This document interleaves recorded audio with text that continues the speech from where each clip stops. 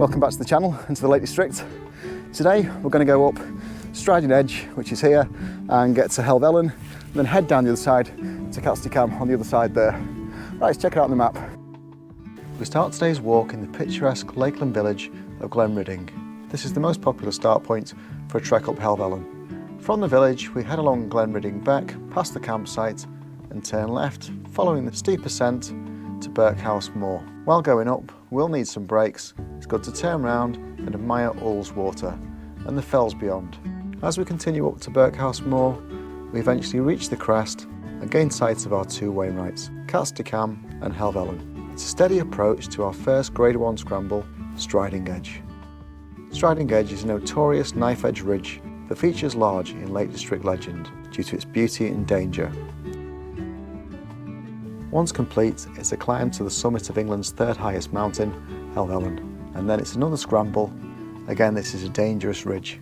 As we come off, it's a steady walk to our second Wainwright, Catstye Cam, and once summited, we head down its nose and join the main path as it descends into the valley to join Glenridding Beck once again. Following the beck downstream, we cross the bridge at the youth hostel, and then from here, it's an easy track down to the village. It's a fantastic walk. I really hope you enjoy it. We're starting off today in the Glenridding car park. There's the car park prices. So for us, probably 5 hours is conservative, so that'll be £7. And we're going to loop around and then start heading up the other side of the stream. If you can't get into the car park where I am, then the Ullswater Inn is just here, and there's another big car park just behind. There we go. Let's stock up there, get some pies. This is going forward. We're heading through the farm buildings, then we're just going to veer off to the side here. We don't go on the main path. As we come up, this is Glenridding Beck, just at our side, and we're going to follow that onto the fell side. So we're just taking this small turn in front of us here. This is the most popular route to do Hellvellyn, starting at the car park. So we'll head up, we'll go via Swirral Edge, back through Swirral Edge, and then pick up Catstye Cam. So there's our sign, and clearly marked Hellvellyn twice. Right, we're down here then. This is the beginning of spring, and so there's quite a few people around the Lake District, and this is a popular route. And if you're looking at this, it will give you the route information you need, and I'll point out a few particular things as we go around so you get a bit more about the history of the area. We're heading past the campsite, and then we'll work our way around and on top of the fell. Although it's empty right now, this is actually a campsite. So I think we're just replenishing the grass. So in summer you can camp here, and there's a little butty van just at the end. I'm probably one of the last up because I'm just doing this to time it to catch the end of the day as I come back down. And I know the last section I'll do on this, it's reasonably flat, reasonably straight, so it's a safe route. And I've got my head torch in the bag anyway, if there's any issues. So we just go over the bridge, and then you'll see this little sign here again. So sometimes I see people going down there, but we don't want to do that today. Hellvellyn, this is the easiest route. Right, up we go.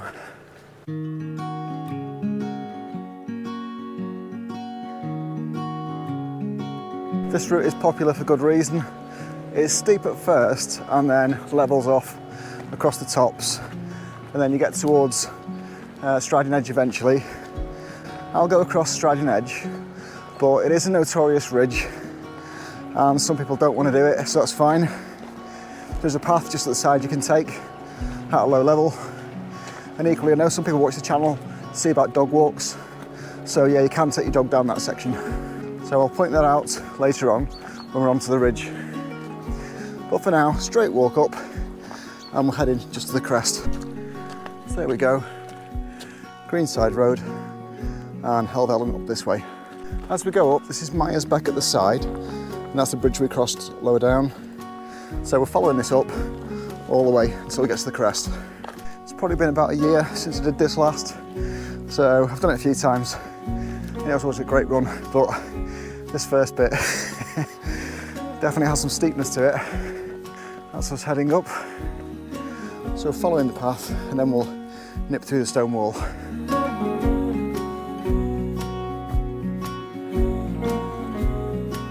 Then through this gate. Right, now you might be tempted to go that way and that is a way you can come back, but for us, we're heading up this. So bear left, and we're heading up there.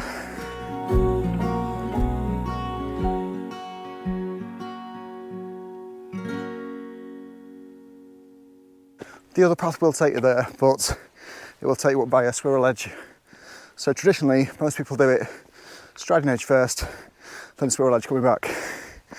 And Swirral Edge doesn't get as much press as Striding Edge, but to me, they're similar in difficulty. It's just that Striding Edge is a bit longer. So I don't know what you think. Let me know in the comments. Very well trodden route this, and you can see there's a lot of conservation work going on the other side as well. So it's a good one to do. Let's get over this.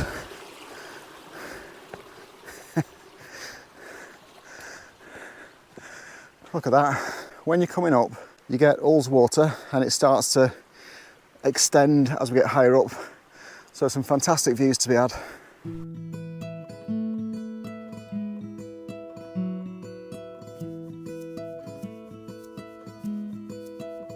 Now, if you watch the channel regularly, you'll know that I've normally got Alison with me for pace, but she's not here today. So I'll try and get this done in probably 4.5, 5 hours, something like that. So I'll let you know at the end or in the comments. But yeah, it's a good old trek out. And if you want the route map, then as usual, it's in the comments. So if you've got a laptop or computer, you can download that before you come. It's quite the ascent. And this is the biggest ascent really on this whole trek. But what a day, look at that. It's fantastic.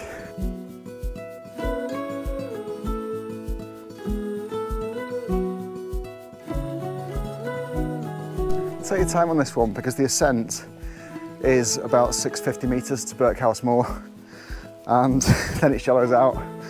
But to me, I always think about 200 metres being a bit challenging, so 650 is a lot. So feel free to look back and take in that view behind me, which is Ullswater.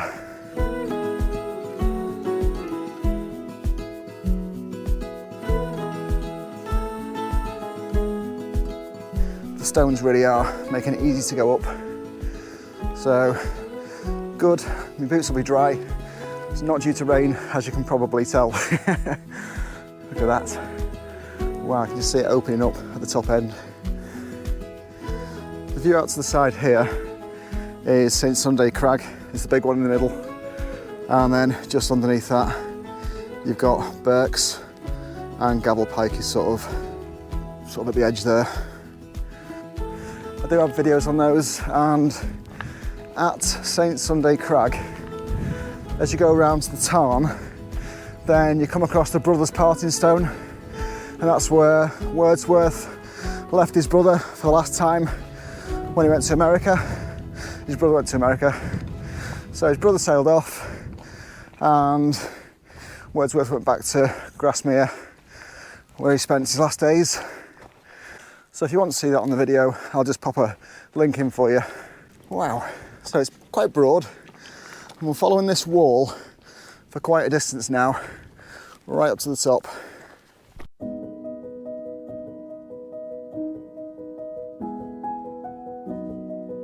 We're hitting the turn, and it's just at this barricade here. That's just to guide us over there towards Birkhouse Moor. Let's continue on up, get to Birkhouse Moor. St Sunday Crag is just dominating the background, and that is another Wainwright. So absolutely cracking. These are the Wainwright books, and people keep asking me what they are. So if you're just starting your journey, then there are 7 fells in the Lake District, which Wainwright outlines in the books. There's 1 book per fell, or series of fells. So this is the Eastern Fell we're in today, and there's loads of detail in here about the mountains, social history in the area, things to look out for, so I'd highly recommend to get those, and they are linked in the description. And if you go through my link and use that, then I'll get 1% from Amazon as a thank you, so you're helping to support the channel. Once you get to this section, it really does seem a lot quicker underfoot because the height's gone out of it. And look at that view we've got. Absolutely staggering. Oh wow. I was thinking of doing a video on 5 best horseshoes in the Lake District, in my opinion. So if you want to see that, just let me know in the comments and I'll have a look at putting that together for you. And again, just want to show a few different routes around. Some are dead easy, some are moderate, and then some difficult. And this one, because it's got striding edge on it and swirl edge, it's considered to be quite a difficult one, but you can obviously not go on the ridge and take the path at the side, so that'll make it easier, but it still is a pretty big day out. Anyway, if you download my OS map of this route, it'll tell you what the average time is in there. Birkhouse Moor is just to the side of me here, and we'll lose the views of Ullswater behind, but there's plenty more on this, so worry not, views are coming.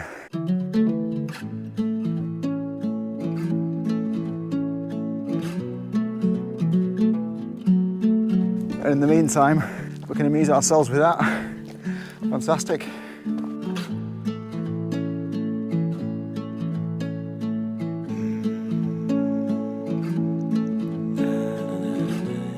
Someone did leave a comment saying they're really looking forward to the video I just published. They're going to put a cup of tea on and get the big telly on. And I can see most people do view this on the telly and say that's probably a good idea because you really get more of a scale of it if you're doing that. But yeah, whatever device you've got. Now that we've crested, this bit in front of us just directly here, that's Catstye Cam or Catstye Cam, depending how you want to pronounce it. And striding edge is over here, that is Hellvellyn. And then going down the other side you can see Swirral Edge. So that is a great view. So we'll come back round this way and then pick up the path again. And we're going to go actually down the valley there on our return. We'll be heading back down the steep ridge of Catstye Cam, and in ancient Norse the name means ridge with a steep path frequented by wildcats, because like a lot of the area, including Cat Bells, which gets its name from the wildcats that were there, this area was quite wild and populated by, amongst others, wildcats. So you can see here, striding edge just in front of us, and from this bit, it's a little bit more make it up as you go, and it's slightly rocky with a bit of earth, but we're working our way down, and then we're onto the ridge. If you go up striding edge on the tops, it is the most dangerous way to do this walk. So I'm not saying do that, I'm saying, because people say, is it dangerous? Well, it's dangerous if you're dangerous. So if you don't know what you're doing and it's your first time out, you know, take the path at the side, or if it's windy, take the path at the side. So just look at the conditions of the day, because the mountain's going nowhere and it'll be here next time. So, you know, you can work your way along and just do what you feel is safe to you. And that's all I can really say about it, because I've been on this loads of times.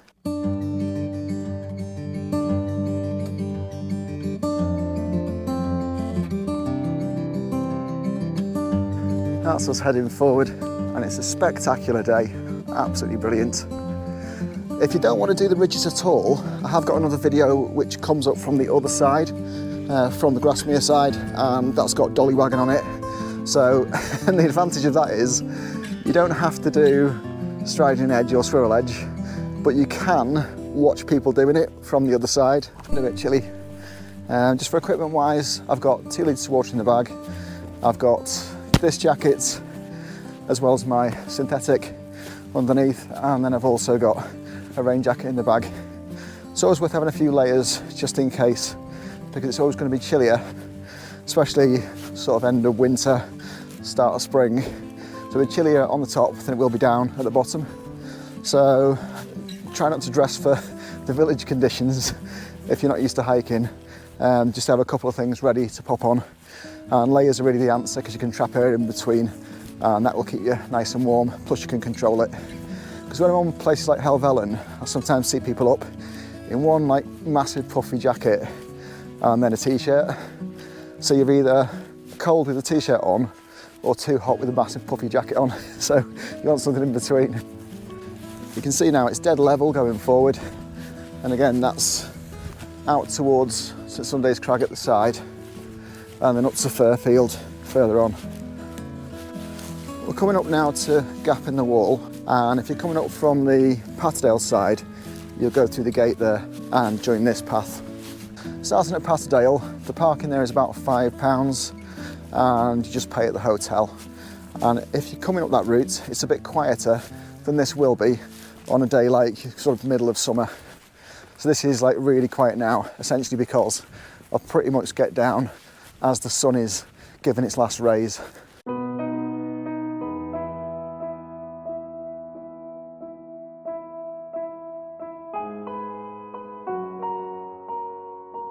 There's not a cloud in the sky today, so look at this cracking view behind me.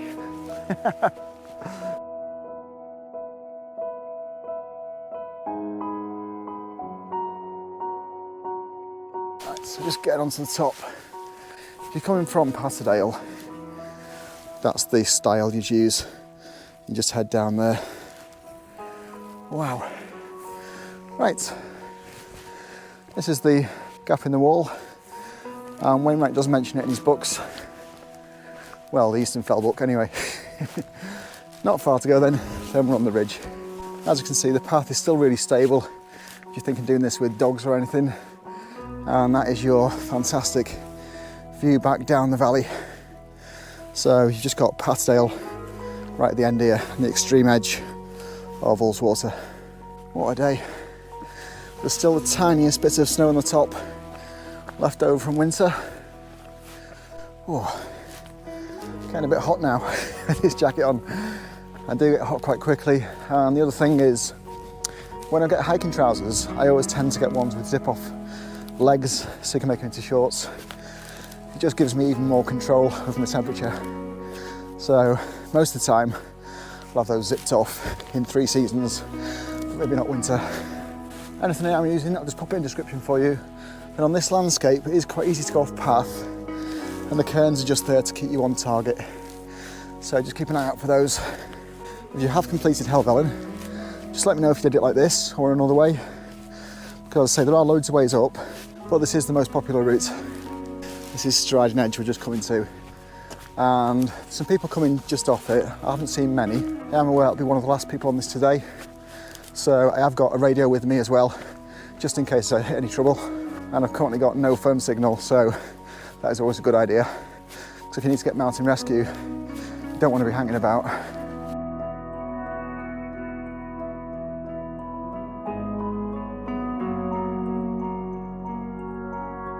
This is Red Tarn, just below us. And it's a great place for wild camping down there. Quite popular. And the tarns are all where the glaciers have gone and removed some of the ground and boulders, which you see scattered further along. So left these pools. And in the Wainwright books, he does describe these as the bony arms of Hellvellyn coming out. Oh, and there it is just at the top.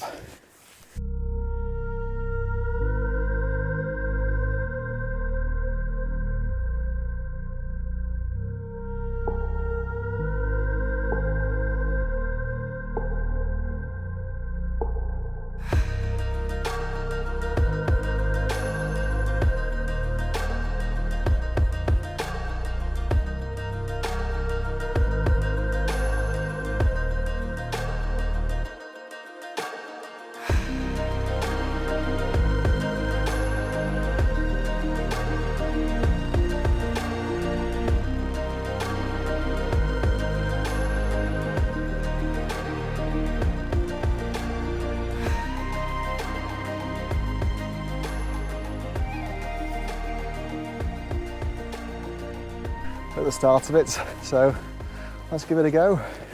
This is us as we come on. I'll go that way.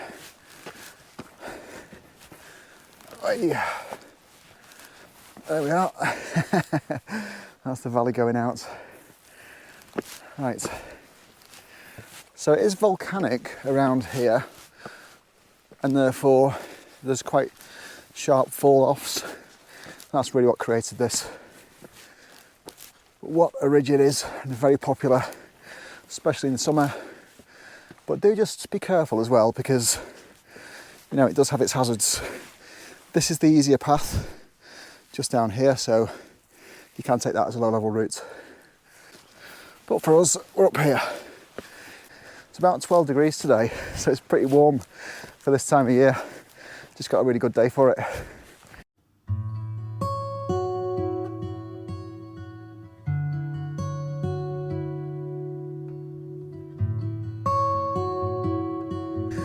Right, that's us heading forward. So you can see the ridge as it works its way across. When we get to the end, the challenge isn't over because it's quite a steep up to do.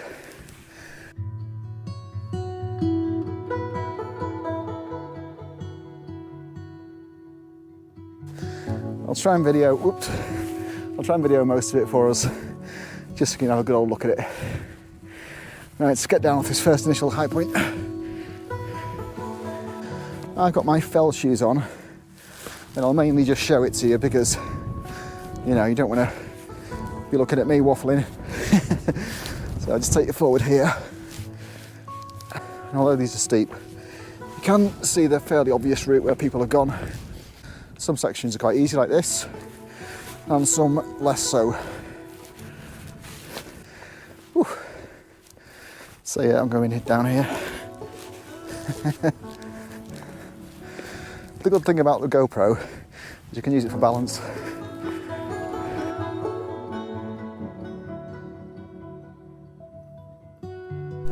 All right. This is us continuing. Wow.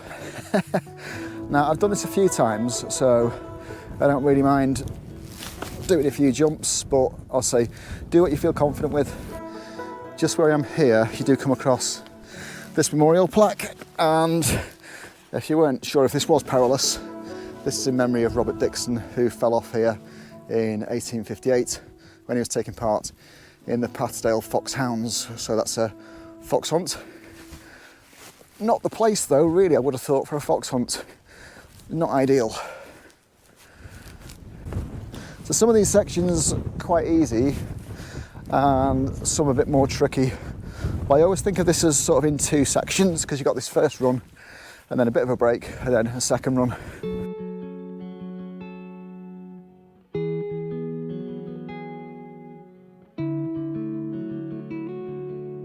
I think sometimes if you see this on YouTube, people use fisheye lenses to make it look really, really scary. But to be honest, I think it's all right. It's easy to say because I've done that quite a few times. But yeah, it is probably 15 foot across, something like that. And then narrow it in some parts. Right, so this is us going forward. So we've passed the little flat spot and we're going up again. So this is what I refer to as part 2. This is a grade 1 scramble, and there are a few around the Lake District, including Jack's Rake. But I'd say that's a more challenging one than this, and it's definitely not for your first scramble because it is a hairy one.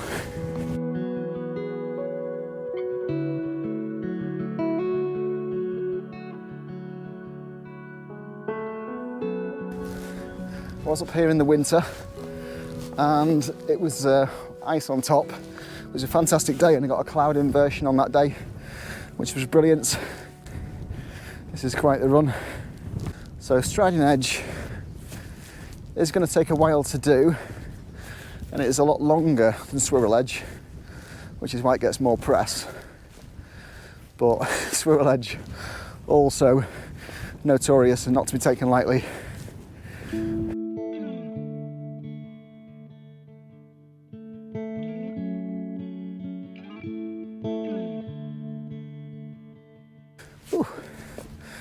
Now it's worth saying there's no real wind today to contend with. It's probably about 5 miles an hour. So that makes it a bit more favourable for us. But I'm obviously watching my feet because you can catch your ankle in these and that's no good.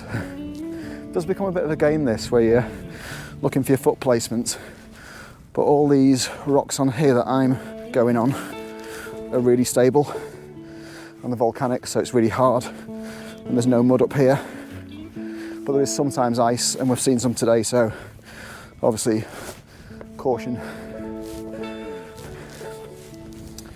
So yeah, you can come along this route and not do the actual ridge. It's just totally up to you really. See what you feel safe doing. Right. Alright, so I'm going to come off this now because I'm running out of ridge. And I'll come down this side just because it's where the sun is really.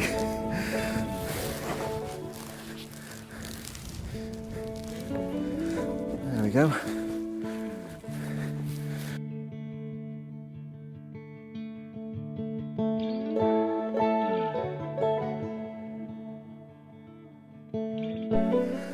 So this is the side I haven't been showing you because the tarn is on the right here. But again, a path there, and if you've got a dog, you can go round and then go up, and I would come off here if you've got a dog because there's actually a climb down there, and I've had to help someone carry the dog down before now. Let's get back up for us though. Now I'll probably use all of the daylight to complete this whole thing, but the last probably half an hour at least is on a straight path and it's low level, so I know I'm safe there. So we're at the end, and then there's a little climb down. So head down a little because we're running out of rocks. Right, so as you can see, it is a bit of a challenge. So there we go. A little bit of a clamber down at the end, down the chimney, then that's it. Also worth noting, the rocks are quite smooth, so again, be careful. I've got fell shoes on.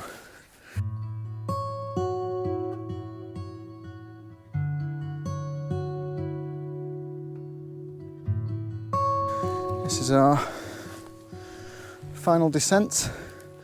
I won't video this because I'm going to put the GoPro away for hands, and then that's our clamber up. Just completing that. Just as a point, when I'm doing this, I tend to I face the wall and then climb down it. Lots of people face this way and walk down it, which is more dangerous. So if you want to do it a bit more safely, actually climb down it. And again, you might need gloves if you're in these kind of temperatures. So I've just got some light gloves today to help me go up, because you do need hands on this. And this is our clamber. So again, still testing even when you've done the ridge. So a bit like Sharp Edge on Blencathra if you've done that one. I'll link it in the description if you want to see it. And that's also a grade 1 scramble. And it makes Wainwright's list of exciting situations.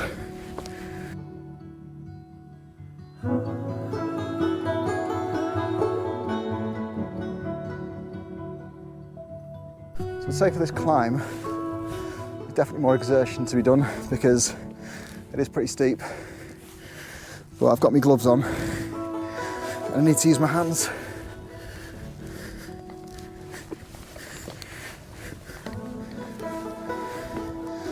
The rocks though are very stable, and there are some channels you can kind of go up. Definitely one for watching the feet. Wow.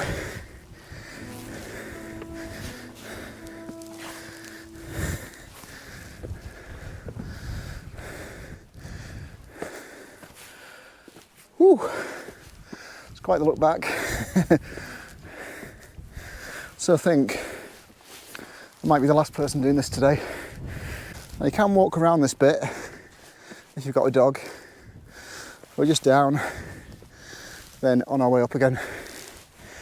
This is the final section, and it is a little bit looser, but it's also a shallower gradient. Wow.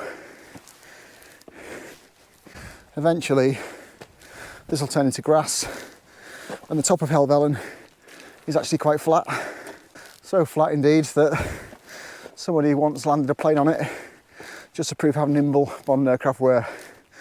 And there's a plaque up there commemorating that. Looking back, the sun's getting low in the sky, and that's our striding edge. Fantastic.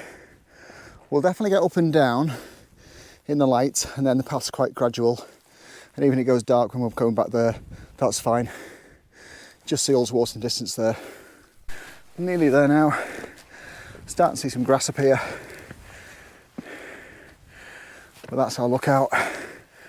Wow. So Striding Edge itself, although, you know, considered to be dangerous, it's not tiring because it's level, but this definitely is. So even more grass, and it'll round out soon.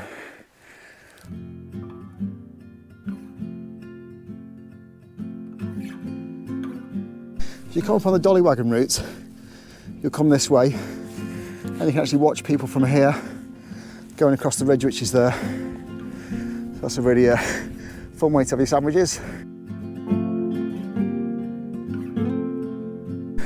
There we are then, on the sort of top. Right, we'll just walk around, and it is relatively flat. There's great views back down to Ullswater. Wow. There's a marker cairn, but it's not the summit, just to keep us on track. And this is what you get. So I'm not sure if you can read that, but it says, beneath this spot were found in 1805 the remains of Charles Goff, killed by a fall from the rocks. His dog was still guarding the skeleton. Oh, poor chap. Wow. Well, proof as if it needed. This is a dangerous place. So you need to do things within your own abilities, really. Right, the summit's just ahead of us here. Then we're going down Swirral Edge. Probably 2.5 hours coming up and 2 hours going back because it's downhill. But remember, it's not a race, it's just one of those things. Fell walking, it's about enjoying it. So just do it at your own pace. And if it was up to me, I would have took even longer. But the sun's going down, so I've got to make sure I'm on a stable path. Up here, there's a wind shelter in a cross, so you can get some relief there if it's not such a pleasant day. And the summit is just behind it. Wow. Here we go then. And just to also point out, because a lot of people don't go to the summit here, this is the summit. So I'll just stand on that. Whee! A lot of people go to the trig point over there thinking it's the summit, but it's not, it's this innocuous pile of stones. So, still a little bit of snow knocking around. So we'll head around and then go down Swirral Edge.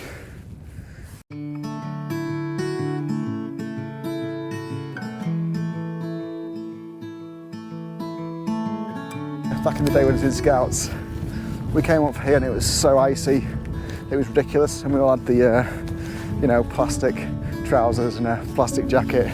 We needed to get off pretty quick, and we couldn't go down Striding Edge or Swirral Edge. It was too dangerous.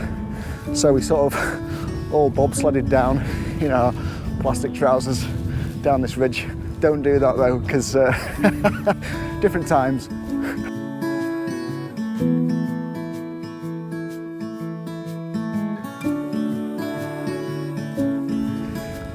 Here's the trig points. And trig points are points of triangulation, so they'll be measuring the height of this against other mountains using that stone. Looking down though, there's Red Tarn below us. So we're heading down to our second Wainwright of the day, Catstye Cam, and then we're coming off. So we've done Striding Edge, we've done the climb, we've been on the top, and now we're doing, to me, what is probably the dodgiest bit, which is going down. So Swirral Edge, because you're going down, there's sort of momentum's with you. So I'm always more cautious going down this. And I say, I don't think it gets enough press for how difficult it is. So I will tell you, they are both difficult to do, and if you're doing them on the tops. But yeah, if you're coming down either way, they are still tricky downs. Look at this absolutely ridiculous view I've got here. This is insane. Wow. Right, so Striding Edge there. So we're coming down here, and again I'll show you the down. Hellvellyn, it's derived from Old Cumbric. So Hal meaning moor, so it's kind of flat on top, and Melin, which means yellow. So essentially pale yellow moor is the meaning. Just thought I'd mention it. I don't know if you find that kind of thing interesting, but if you do, just put it in the comments, because I just want to give you as much information as I can as I go around.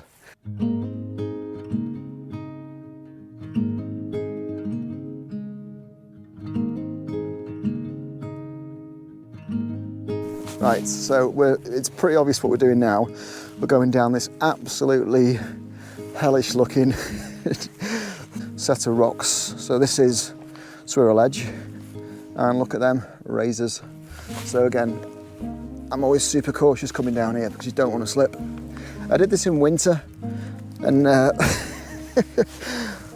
was basically just sliding around because there was no other way of doing it. But yeah, normally these rocks are quite loose compared to the other side, so just be careful.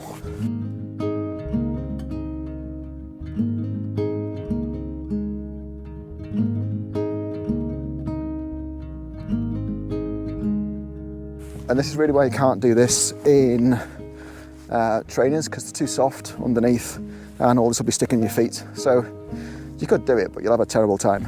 The difference really with boots is they're very firm on the sole, and so you're not noticing you've got all this stuff sticking in your feet. So I'd say this is our first Wainwright of the day, and our second is dead ahead. And it's a classic sort of, if I was drawing a mountain, that's what I'd draw. It's just very triangular in the landscape.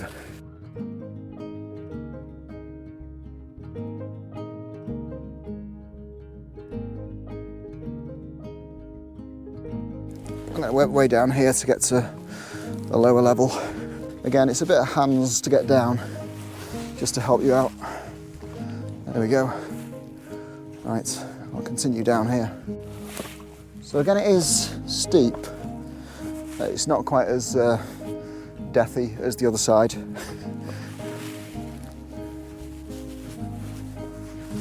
I'm saying that, but it is dangerous. I think the first time I came up Hellvellyn, I came up this way, but I've been up multiple times, and traditionally people go up Striding Edge first as a loop, because this is a bit of a easier down than Striding Edge. Just hang off a few rocks.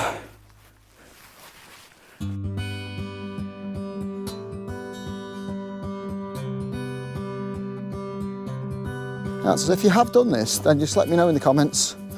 And if you went this way around, I think I first took my son up here when he was about, I think he was about 10. So you do actually get families up here, and if you think it's too risky, you can just go off the side. Just being cautious of the feet. Right, so there we go, onto the path. The shadows are definitely lengthening, but we'll have a chance to get up to our next Wainwright and then down the other side, which is a relatively grassy bank.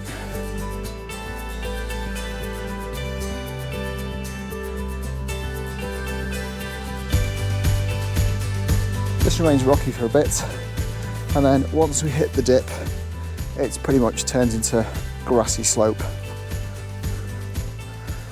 And it's a lot easier and less technical than this. So I'll say it's a bit of a technical challenge, but it is one that people do as the first scramble. So if you're feeling confident, you could go across the tops, or want to take it a bit easier, there are the paths at the side you can take. There's Red Town just below us. Look at that. Brilliant.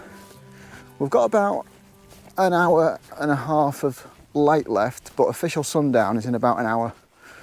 So we'll be up and down and on the flat stuff pretty much when that happens. kind of laughing to myself. It's like, I think it has quite magical qualities when you get to this time of day, and it's been really quiet for Hellvellyn, considering it's just the start of the season.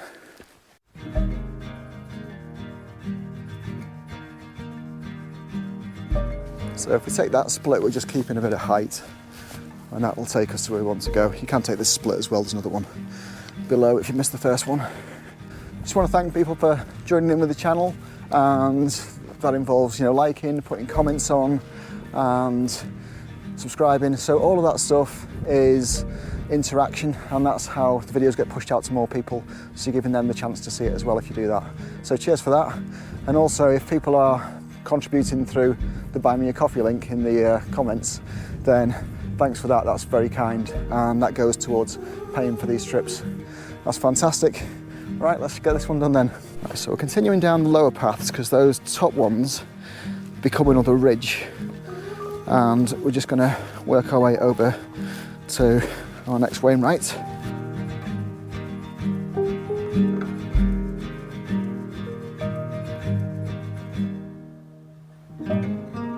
As I mentioned, some of the names around here are ancient, so it's not a common language. So Catstye Cam or Catstye Cam is always one I struggle with a little bit. So if you know which is the proper pronunciation, then just pop it in the comments.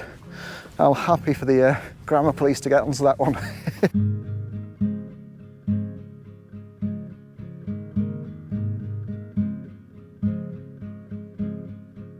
As we head down, red tarn, and you're just getting the last rays going across Striding Edge there. Now you don't have to do this one if you're not collecting Wainwrights, but it is a nice view from the top and it's not much trouble to do. So I like to tag it in, but you can continue over the low level path and then just work your way down here.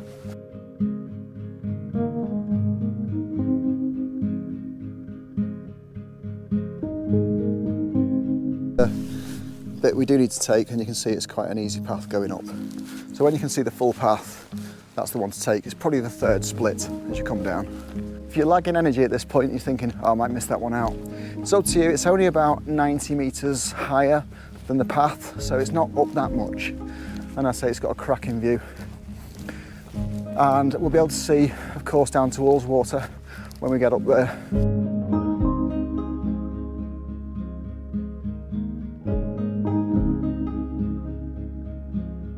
Right, we're nearly there now. So this will be our second Wainwright. And I've done these before multiple times, but they have got cracking views. And this one, why not? It's just off the path.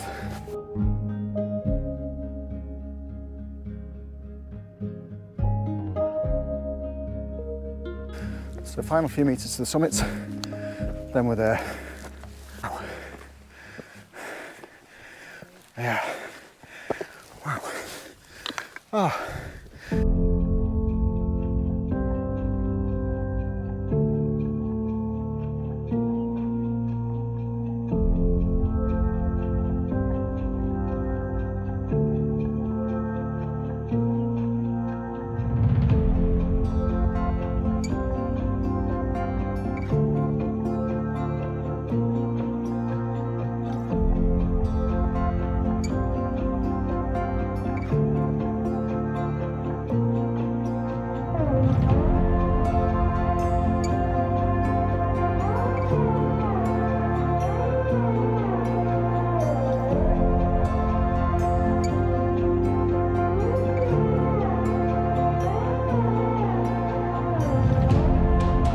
So from here, just going to work our way down to the path and then follow it down to the edge.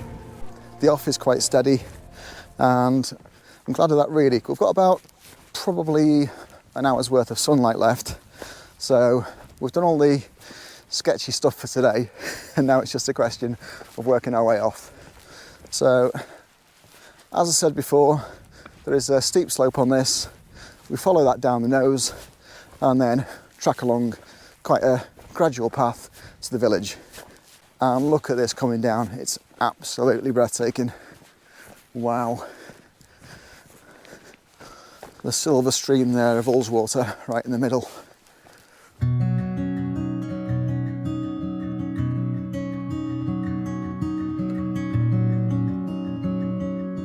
This is the surface on the down, so it's a bit grassy and a bit gravelly, but it is steady. So nice and easy to do.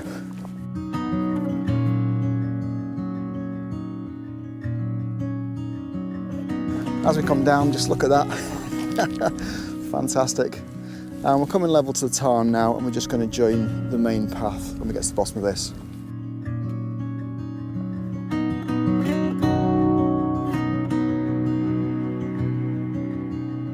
When I was at the top, there was a French guy taking in the sunset, and he's just going to stay there for a little bit. But he was saying he lives around here, and almost nobody comes up this one.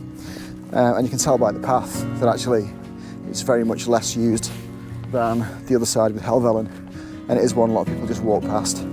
But yeah, definitely worth nipping up because there's not that much effort to it, and you go in the same direction anyway as you would be doing to go to the village. When we get to that village, what we're going to do there is find a pub. So have a think about what you want. I'll see you in there.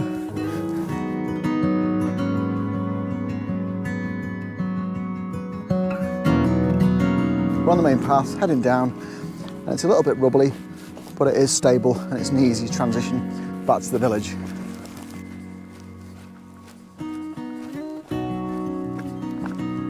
Just navigate this.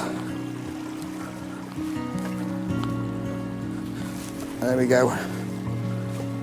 If you're wondering, can you fill up bottles in the stream? You can if you've got a water filter. So I wouldn't do it just as a bottle fill up because there are microbes and things in there.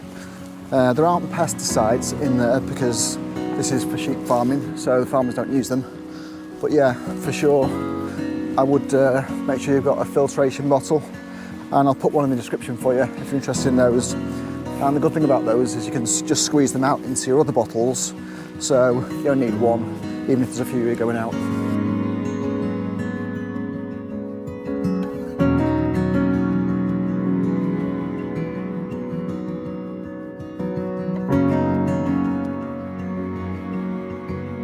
The path back, I can happily describe it as routine because there's nothing to fall off. It's dead straightforward.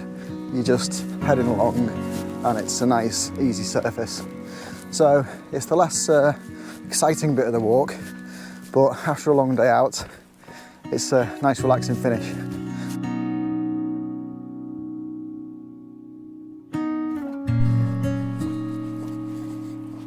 Get down, we'll join the river shortly. It's just there, and then we'll follow it down to the village. There's two small bridges for us, and then quite a flat trail going for the rest of it.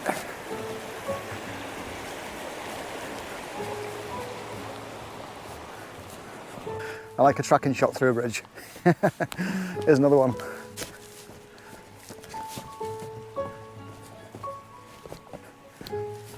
We're into the last 3k, and at the side here you've got Glenridding Beck, and that again is going to take us straight to where we want to.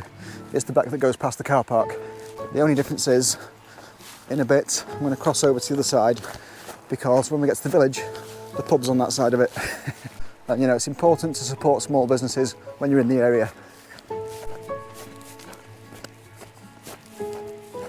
Times in the summer, I see people having a dip here, cooling the feet off before they finish the walk. That's a nice little spot.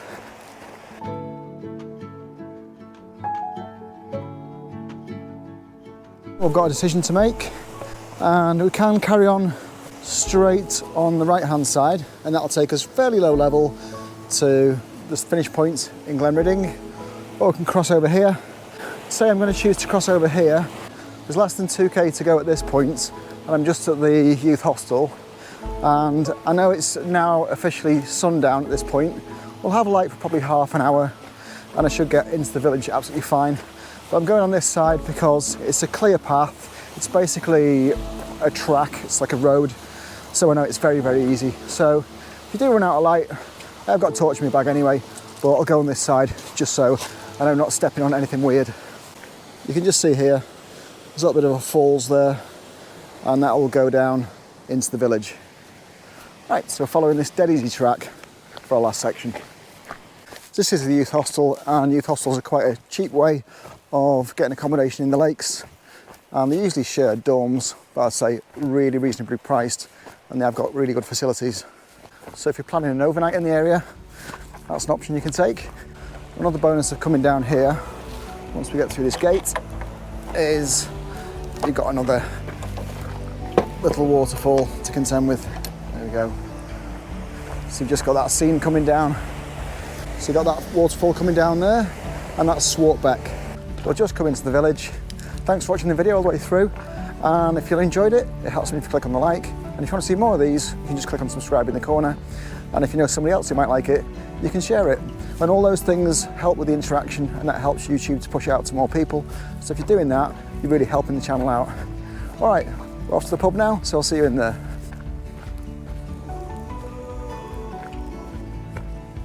There we are, Traveller's Rest.